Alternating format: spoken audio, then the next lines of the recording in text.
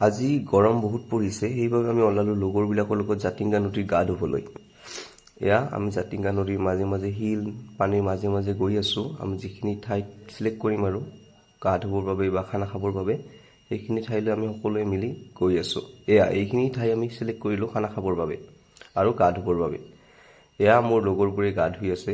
আপোনালোকে চাওকচোন, এনেকুৱা গৰমৰ বতৰত এনেকুৱা এখন ঠাইত কিমান ধুনীয়া লাগে, নহয়নে বাৰু? চাওকচোন, ইয়াত অকল আমিয়ে নহয়, ইয়াত বিভিন্ন ধৰণৰ মানুহ আহে, বিভিন্ন ধৰণে খানা খায়, ওপৰত খানা খাই আছে।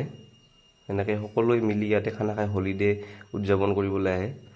আমিও ঠিক সেইমতে আজি আহিলোঁ। এয়া লগৰবোৰে মোক মাতি আছে গা ধুবলৈ।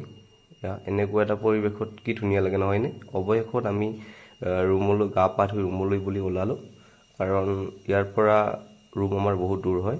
আমি আজি য'ত গা ধুবলৈ গৈছিলোঁ, এইখন জাতিংগা নদী হয়।